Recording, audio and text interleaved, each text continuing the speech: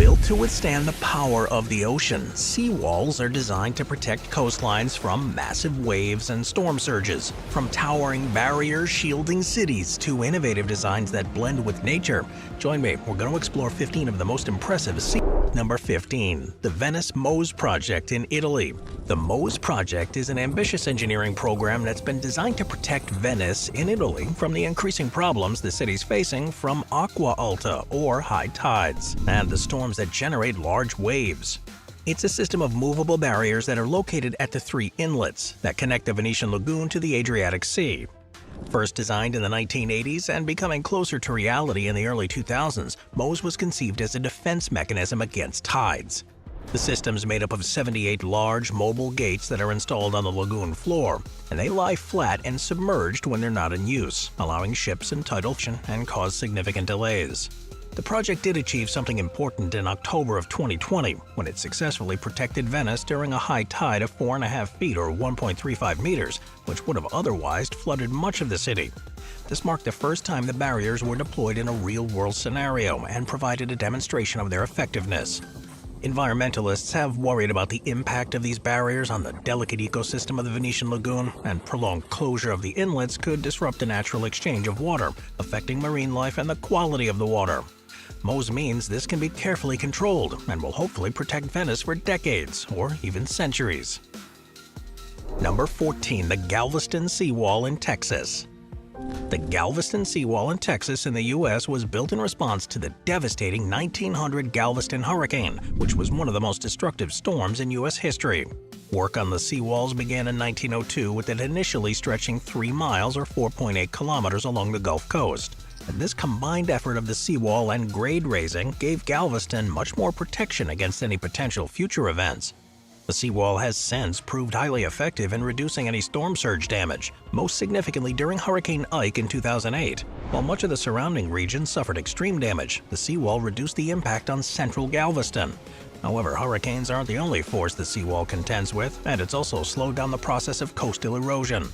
Efforts to maintain and reinforce this structure are crucial to its continued effectiveness and will now always be needed to keep the city how it is. Number 13. The Ider Barrage in Germany. The Ider Barrage in Germany is one of the largest coastal defense structures in Europe and was designed to protect the low-lying areas of Schleswig-Holstein from flooding caused by storm surges and rising sea levels. Located where the Ider River meets the North Sea, the barrage is a critical part of Germany's coastal protection system. Built between 1967 and 73, the Ider Barrage, the ship lock, which is 246 feet or 75 meters long, allows vessels to navigate between the river and the sea, so the barrage doesn't interfere with any shipping activities. The structure also includes a road bridge, providing a transport link for the region, and this multifunctional design means that the Ider Barrage has a role beyond being purely a flood defense system. There will, though, be an operational lifespan for the barrage before significant expansion works will be needed.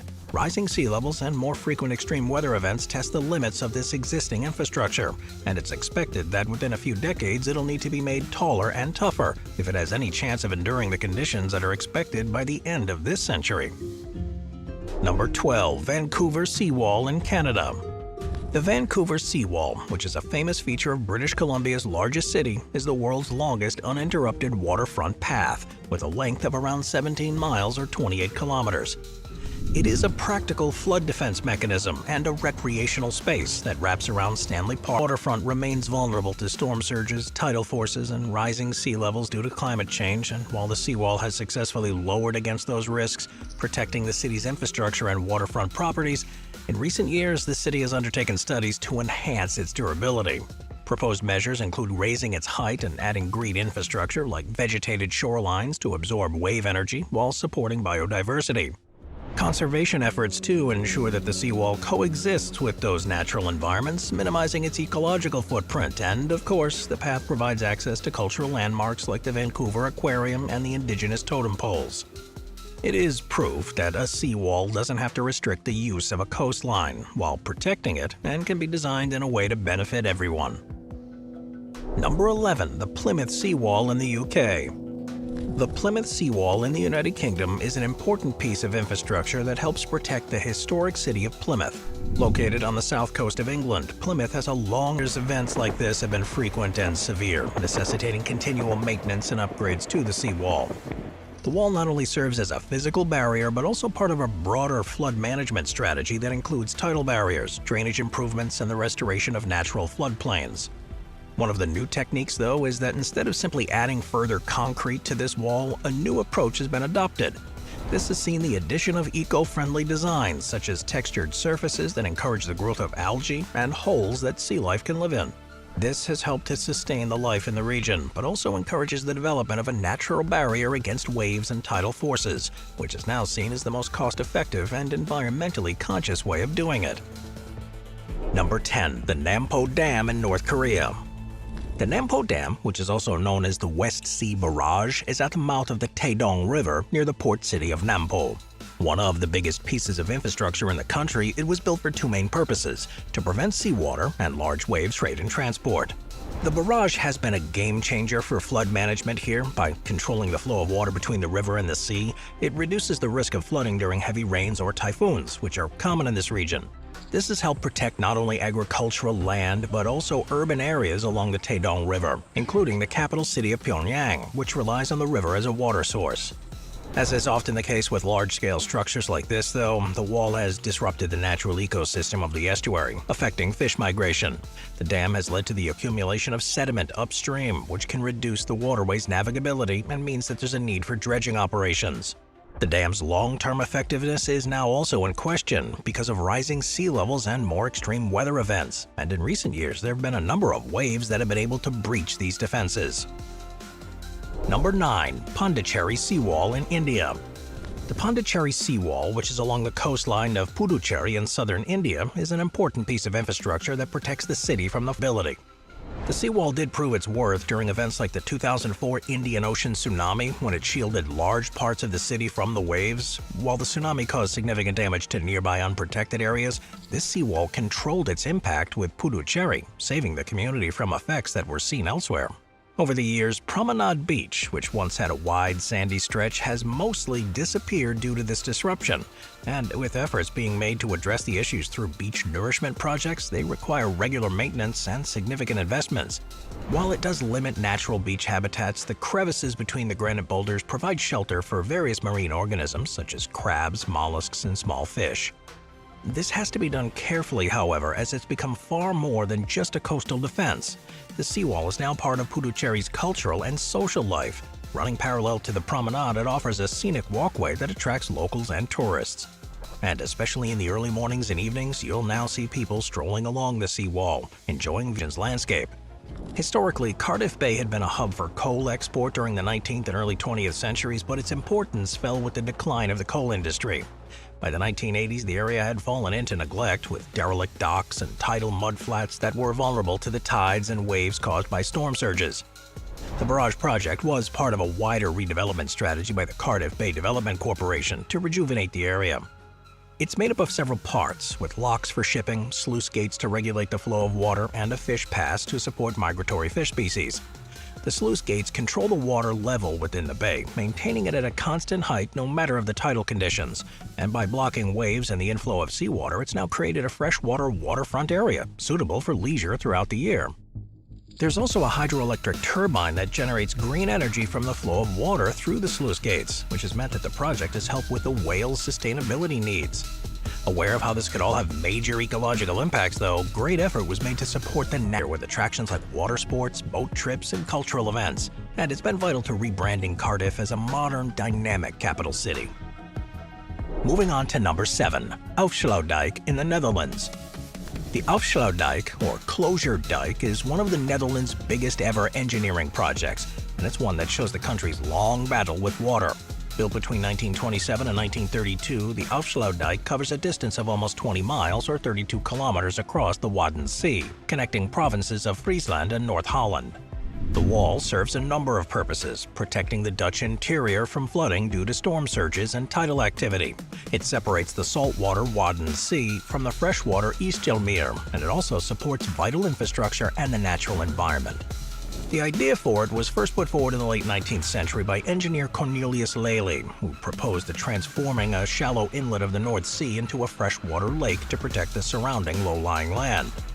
This vision became a created Isgelmir, which is a large freshwater lake that's fed by rivers like the Igesel. This provided a stable water source for agriculture, drinking water, and industry, while also enabling the reclamation of new farmland through poldering, which is essentially a low-lying piece of land that's created by barricading the ocean and would otherwise be completely submerged. In recent years, the Alow Dyke has undergone extensive upgrades to address modern challenges. The Dutch government launched a major renovation project in 2018 to enhance its durability, with measures including the raising of its height, the reinforcement of its structure, and adding floodgates to handle extreme water flow.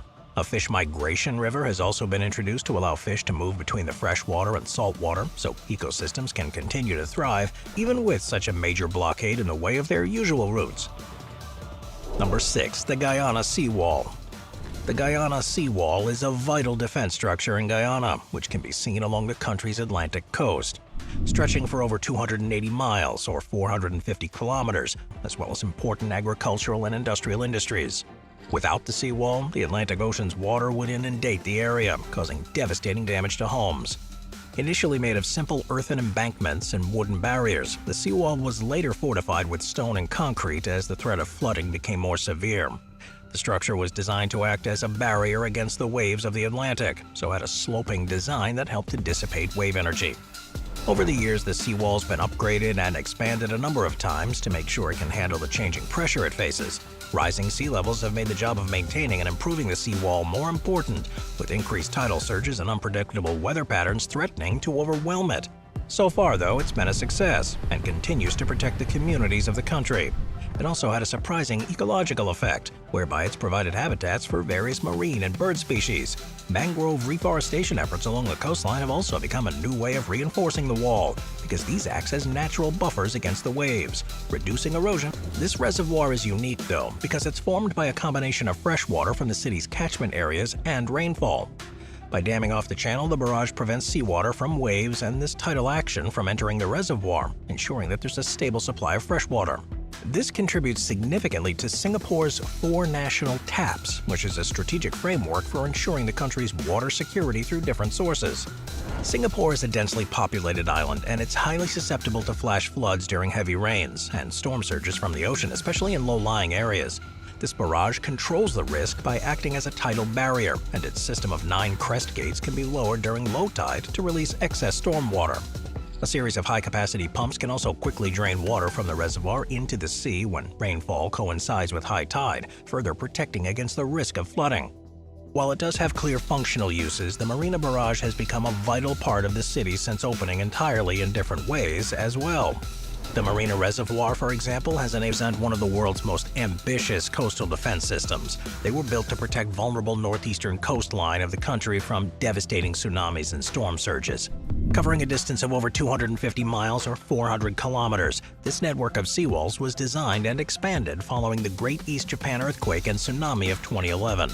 Japan has a long history of dealing with tsunamis because of its position along the Pacific Ring of Fire, which is a region that sees intense seismic activity.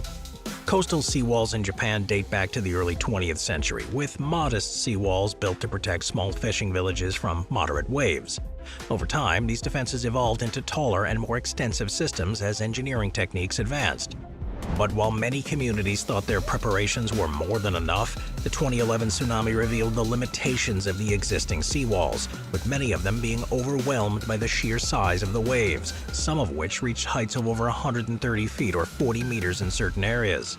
The Tohoku Sea Wall, their durability and longevity, and the seawalls were further integrated with natural features like sand dunes and vegetation to create a multi-layered defense that works in harmony with the environment. Such huge structures have, though, completely altered the natural landscape and disrupted marine ecosystems. These tall, imposing walls block the scenic views of the ocean, which are an important part of the cultural and emotional connection many coastal residents have with their surrounding. The project was also pretty expensive, with a final cost estimated to be in excess of $12 billion. This continues to be the subject of debate, with many questioning whether the resources could have been better allocated to alternative strategies, such as relocating communities to higher ground. But with conservative estimates of the cost of the event in 2011 being upwards of $220 billion, that investment was surely worth it. Many coastal towns have built elevated shelters and escape towers to add to the protection of the seawalls, and urban planners have implemented zoning measures restricting development in high-risk and rising sea levels. The Thames Barrier was designed after the devastating North Sea flood of 1953, which caused widespread destruction along the east coast of the UK. London, which is in a very low-lying area of the Thames floodplain, was seen as particularly vulnerable to similar events, and especially with the growing urban population, it was clear that a reliable flood defense mechanism was needed, not just for the predictable tidal patterns, but for potential extreme events. The Thames Barrier is 1,700 feet or 520 meters across the river near Woolwich, and it's downstream from central London.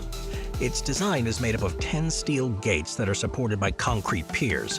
The gates, which range in height from 50 to 66 feet or 15 to 20 meters, can rotate upwards to block the river or lie flat on the riverbed when not in use.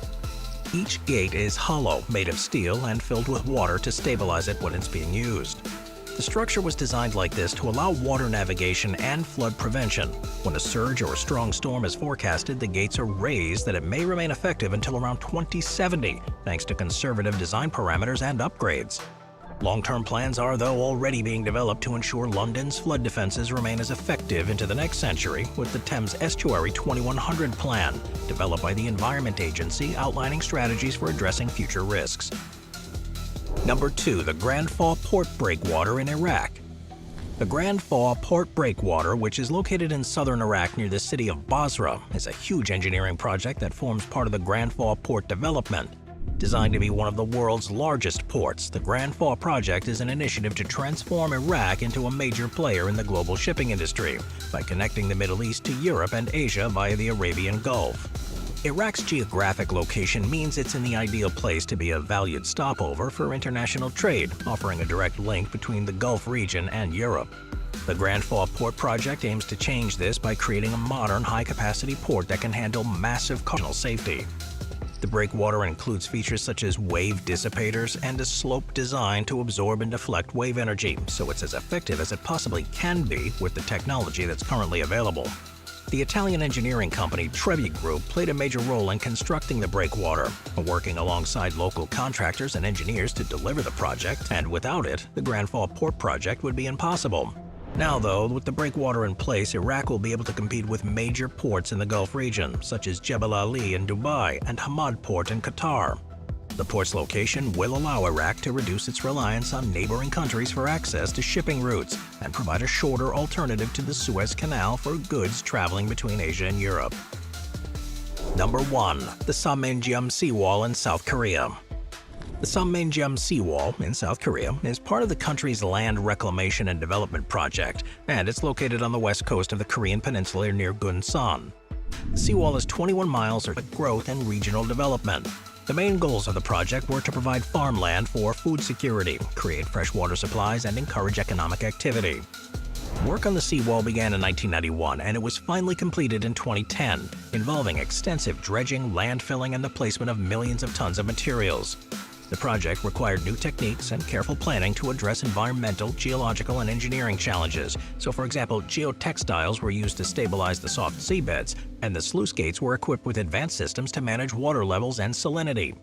In total, the entire project cost more than $3 billion, with almost $2 billion spent on just the seawall. The government there now sees Samanjeom as a global center for green industries, including solar and wind power, with plans to establish extensive renewable energy facilities in the region. Perhaps, though, a problem with this, of course, is that it's impossible to complete a project on this scale without at the same time having a lasting impact on the natural environment. The reclamation of tidal flats disrupted vital ecosystems and